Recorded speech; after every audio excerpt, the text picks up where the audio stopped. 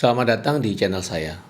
Saya Devhan, saya seorang coach dan saya senang sekali bisa menemani teman-teman berpikir. Dan di channel ini adalah channel di mana kita akan membahas hal-hal yang terkait memaksimalkan potensi, kemudian hal-hal yang bisa mendukung bagaimana teman-teman bertumbuh, baik secara skill maupun dalam pemikiran-pemikiran. Di channel ini kita juga akan bahas ide-ide tentang bisnis, entrepreneurship, dan hal-hal apapun yang bisa meningkatkan kualitas hidup kita. Dan kali ini saya akan sharing terkait sebetulnya di zaman yang sekarang seperti ini, ketika era internet kemudian merombak semua model bisnis dan muncullah para startup dan entrepreneur muda bermunculan dan dengan ide-ide briliannya, sebetulnya apa yang paling dibutuhkan oleh seorang entrepreneur muda atau seorang pengusaha di zaman sekarang. Nah, saya menyimpulkan nih dari beberapa saya mengcoaching teman-teman, kemudian menemani mereka berpikir, para pengusaha-pengusaha startup ini, dan sekali lagi ini hasil pengamatan saya. Jadi ini bisa hanya berlaku untuk apa yang saya pikirkan, begitu ya teman. Saya hanya ingin berbagi. Mungkin tidak bisa diterapkan pada semua orang.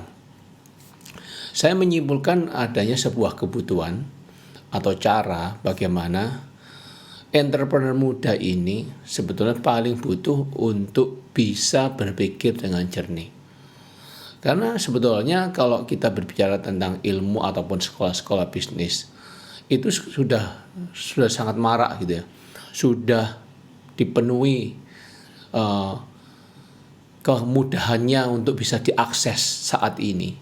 Dimanapun sebetulnya. Bahkan kita buka laptop saja dan kita surfing di internet, kita bisa mendapatkan begitu banyak informasi tentang how to do the business, how to run the business, gimana caranya kita bisa berbisnis dengan baik, dan semua pengajaran-pengajaran ataupun metode-metodenya itu bisa kita pelajari dengan sangat mudah. Jadi masalah skill ataupun masalah how to itu sudah sangat mudah bisa dipelajari. Tapi apa yang sebetulnya diperlukan? Nah, kunci jawabannya menurut saya adalah perlu punya kemampuan berpikir dengan jernih. Punya keahlian atau soft skill untuk dia bisa berpikir dengan jernih. Menimbang sendiri bagaimana dia melihat situasinya, melihat keadaan bisnisnya, melihat dirinya, melihat aspek-aspek yang terjadi, melihat apa yang sedang dia pikirkan. Ini menurut saya faktor kunci untuk seseorang entrepreneur ini bisa berhasil atau tidak. Nah, sebagai contoh, beberapa ilusi yang ada di pikiran kita mungkin lebih gampang dan terkenal dengan sebutan adalah swimmer's body illusion. Jadi, ilusi body perenang. Mungkin ini sangat umum, kita tahu. Jadi kalau kita ngelihat seseorang itu seperti Michael Phelps gitu ya, yaitu seorang swimmer kelas dunia yang luar biasa dan bagus dan juara dunia, ini kita berpikir kayak gini. Saya apabila berlatih berenang, nanti saya bisa punya body seperti Michael Phelps. Saya pengen punya body seperti Michael Phelps. Maka saya berlatih berenang. Saya berusaha mencapainya dengan saya berenang gitu ya. Nah, atau yang gampang juga, kalau kita ngelihat iklan advertising tentang kosmetik gitu ya, kita seringkali ngelihatnya, waduh, yang terlihat itu sangat cantik gitu ya. Menggunakan lipstick merek A ini terlihat cantik. Jadi, kayaknya dengan membeli lipstick itu, saya jadi cantik. Tapi yang betul yang mana? Karena body Michael Phelps secara natural, secara postural itu sudah ada dan sangat cocok dan sangat bisa membuat dia berenang dengan sangat cepat, atau karena dia berenang maka dia punya body seperti yang sekarang. Kebalikannya juga sama tadi. Apa lipstick tadi yang membuat dia cantik, model tersebut, atau sebetulnya model itu sudah cantik, maka lipstick ini cocok dipakai dia. Ini pertanyaan-pertanyaan yang sifatnya lebih mengarah pada bagaimana kita melihat segala sesuatunya. Seperti banyak para entrepreneur muda itu ngomongnya begini, "Coach, saya ini akan bekerja keras dalam bisnis saya sehingga saya bisa menjadi entrepreneur sukses." Ya, it's okay. Ini nggak salah. Ini oke-oke saja. Jadi dia berpikir, aku mau kerja keras dalam bisnisku sehingga aku bisa jadi entrepreneur sukses. Dan dia menginginkan body seperti Michael Phelps. Dia ingin cantik seperti model itu. Atau sebetulnya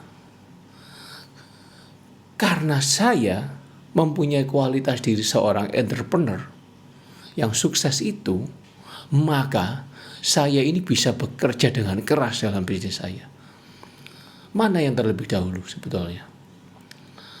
Mana yang ada di dalam diri teman-teman sebagai entrepreneur? Apakah saya sedang terjebak pada ilusi swimmer's body tadi itu, atau sebetulnya saya punya kualitas itu?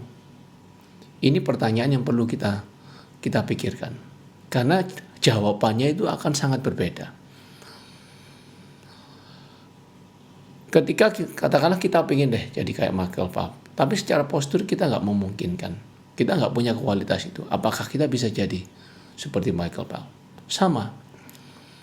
Seandainya kita tidak punya kualitas diri sebagai seorang entrepreneur yang tahan banting di dalam diri ini, apakah kita bisa bekerja keras tahan banting ketika di dalam kondisi bisnis yang sedang tidak karuan?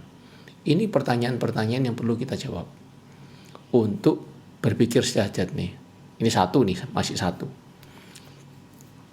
Yang kedua nih, biasanya ya yang muncul. Ini biasa sebutannya gampang. Bias konfirmasi, seperti yang di video yang sebelumnya. Ketika orang yang punya fixed mindset itu membutuhkan konfirmasi dari sekitar dan orang lain tentang siapa dia. Jadi bias konfirmasi ini itu adanya kecenderungan di dalam otak kita ini, teman-teman, untuk menfilter ataupun menyesuaikan semua informasi baru yang dia terima supaya cocok dan kompatibel dengan kesimpulan yang sebetulnya dia sudah punya, dengan teori-teori yang sebetulnya sudah dia yakini, dengan kepercayaan ataupun sistem pemikiran yang dia percayai. Jadi semua informasi-informasi itu yang sifatnya katakanlah baru, biasanya itu sebetulnya hanya disortir hanya untuk apa? Untuk memastikan bahwa yang kesimpulan dia yang di awal, yang lama itu lebih dikuatkan. Ini seringkali dalam sesi-sesi coaching itu saya mengamati adanya bias-bias ini. Ketika coach saya atau teman saya ini yang ngajak ngobrol ini, sebetulnya dia sudah punya agenda. Ada sesuatu di kepalanya dan sebetulnya hanya datang kepada saya untuk ngobrol dan untuk memastikan, memberikan penguatan terhadap apa yang dia pikirkan sendiri. Dan dia sebetulnya tidak siap untuk menerima adanya perubahan-perubahan. Makanya ketika kalau kita lihat adanya di pasaran-pasaran buku-buku yang sifatnya self-help, yang berusaha menolong kita menolong diri kita gitu ya, self-help menolong diri kita sendiri, itu biasanya lebih laris. Karena apa? Kita merasa di otak ini butuh konfirmasi dari informasi-informasi, dan itu saya yakin sekali kita akan menyesuaikannya dengan suatu keyakinan, teori-teori dalam kepala kita yang sesuai dengan itu. Yang di luar itu mungkin kita nggak mau ambil.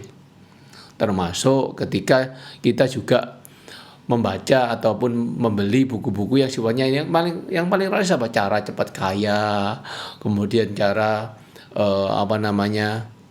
bisa bisa meraih omset dalam waktu singkat yang tendensinya itu kayaknya nggak masuk akal. Tapi kita pengen tahu karena apa? Kita pengen menyesuaikan dengan keinginan kita. Kita butuh konfirmasi karena di dalam diri kita ini ada satu tendensi. Aku juga pengen kaya gitu ya. Aku juga pengen meraih itu. Aku butuh dikonfirmasi bahwa itu menjadi sesuatu yang mungkin buat saya. Jadi mari kita melihat hal ini semuanya ketika kita menimbang saya ini entrepreneur yang seperti apa sih? Atau saya melihat hidup saya ini seperti apa sih? Bagaimana saya melihat bisnis saya? Bagaimana saya menimbang? Apakah saya cukup jernih ketika saya menimbang? Jangan-jangan ada bias-bias di kepala saya yang isinya itu adalah ilusi atau inginnya dikonfirmasi atau ingin kita mencapai sesuatu yang hanya sifatnya angan-angan tadi karena orang lain memilikinya. Seringkali saya di dalam sesi-sesi coaching saya selalu menanyakan, dorongan kamu menjadi entrepreneur ini datang dari mana? Apa yang sebetulnya membuat kamu ingin menjadi seorang entrepreneur? Ini mesti saya tanyakan teman-teman. Karena apa? Karena ya ini akan membuat sebuah perbedaan di dalam perilaku seseorang ketika dia menghadapi bisnisnya juga. Nah satu lagi yang biasanya kita sering lakukan juga. Itu biasanya ya kita sering juga lah terjebak hal yang sama, termasuk saya gitu ya. Ini misalnya kita lagi nyetir mobil di perempatan. Lalu di perempatan itu ada sekelompok orang lagi melongok ke atas. Dan semua orang pada berkerumun dan semuanya melongok ke atas. Kayaknya ada sesuatu di atas. Tanpa kita sadari, ketika kita nyetir, kita pun berhenti dan ikut melongok ke atas. Sebetulnya apa ini? Ini ilusi di kepala kita juga teman-teman. Ini ilusi atau bias di kepala kita yang isinya begini. Kalau banyak orang setuju, itu kayaknya terasa saya ikut benar kalau saya juga menyetujui. Jadi kalau banyak orang benar gitu ya, merasa itu benar, saya juga terasa benar. Kalau semua orang melakukannya dan itu oke-oke saja, nggak apa-apa juga kok saya melakukannya. Dan ini sangat banyak ketika saya menemui teman-teman entrepreneur muda yang dalam sesinya itu pengen bikin bisnis kopi gitu ya. Saya tanya kenapa? Apa yang membuat kamu bikin bisnis ini? Jawabannya gampang. Karena kebanyakan orang lagi booming, lagi tren, semua orang sedang bisnis kopi. Jadi apa salahnya kalau saya ikutan bisnis ini? Bukankah ini lagi tren? Jadi yang terasa benar. Ini jangan-jangan kita mesti sadari seberapa jernih saya berpikir. Apakah yang terasa benar ini cocok untuk saya? Apakah ini akan menjadi best decision, keputusan saya yang baik? Nah, ini kita perlu bisa menimbang, berpikir sebetulnya, apakah ini akan menjadi sebuah best decision? Dari mana kita tahu itu best decision?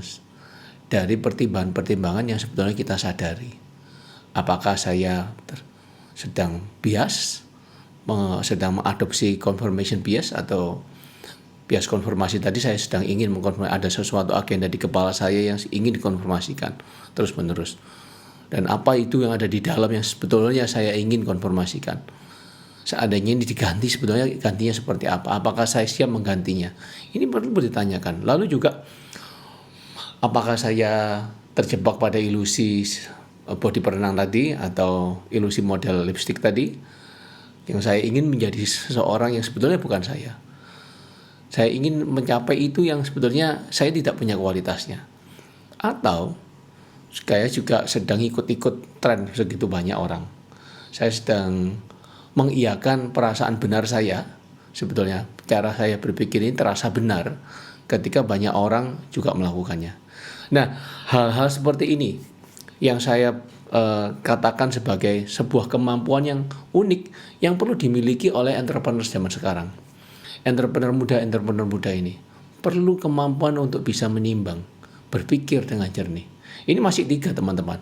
Nanti di segmen lain saya akan bahas bias-bias yang lain gitu ya. Karena sebetulnya seni berpikir jernih itu akan bisa lebih mudah kita ketahui apabila kita menyadari adanya bias-bias ataupun ilusi-ilusi yang terjadi. Dan ini bukan masalah benar atau salah, tapi sebetulnya bagaimana pertimbangan-pertimbangan itu membantu kita membuat the best decisions untuk hidup kita, untuk bisnis kita, ataupun untuk karir kita dalam segala aspek tentunya. Oke, sampai di sini dulu segmen ini. Dan senang sekali saya bisa berbagi. Sampai jumpa di segmen selanjutnya. Salam.